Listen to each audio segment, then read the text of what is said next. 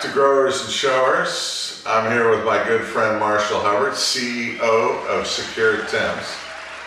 And as promised, we're going to talk to Marshall a little bit about his startup. We're going to be doing a little cooking here in the kitchen. And Marshall's going to teach us how to make a great dessert. Now, what's the dessert we're doing today? We're going to do crème brûlée. Crème brûlée. Traditional French dish. It originally was founded in 1691. Oh, and we're going to get a history lesson as well. Well, it means burnt cream. Okay, cool. So, I like it. Very simple, elegant dish to make. You can make it at your house in about a half an hour. And super simple, make you look like you're a 5-star chef. Okay. Is it easier to do this than running a business? Oh yeah, for sure. But for me, I was a chef my whole life, so it's second nature. So, but yeah, I would say running a business is much more difficult. Is it because you got other people involved, or why is it more difficult?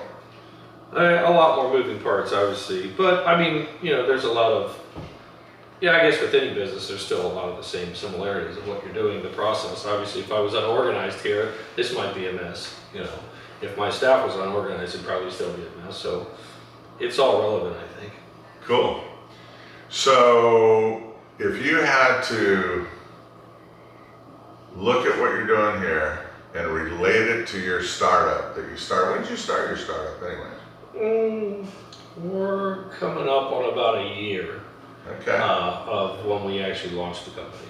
So when you're making something like this, which I've seen you do before, and I know it's complicated, at least to me it is, how does that, from your point of view, metaphorically tie into building your business? Like, do you ever think about, you know, this is what I'm trying to do with my business, and that's kind of like what I do in the kitchen? Do you know what I'm saying? Yeah, I think so. I mean, obviously thinking the dish through as opposed to just winging it. You know, what we call mise en place.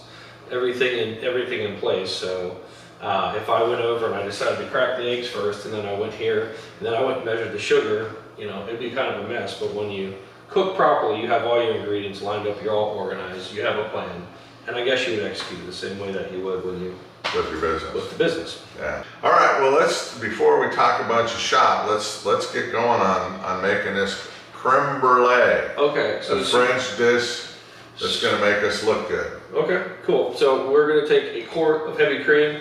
One of these is a quart. It's 4 cups, 32 ounces. We're just going to put this right in our pot. And Nice. we do not want to do a rolling boil. We just want to bring it up to where we see it start to bubble. So what do we do? Start at medium low? You can blast it. You know, medium high. And then we can put in some vanilla extract. I also like to throw, I traditionally I'll use a vanilla bean, but I'm also going to put in some vanilla extract because I just like it for the extra flavor. Okay. So I'll put this in here, bring that up to a rolling kind of simmer, but not a boil.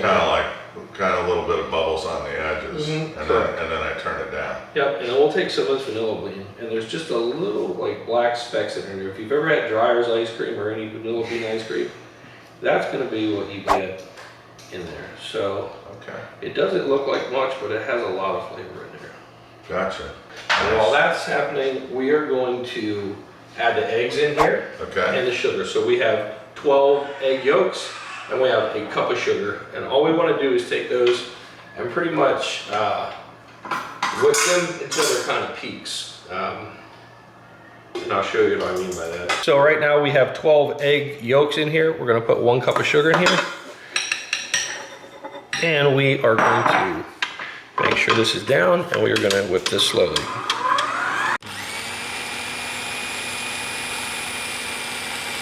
And you see when you start getting that pale color, that's what you're looking for. You know, these eggs were very yellow when you started, but you've now whipped air into here, incorporated the sugar, so it's ready to roll.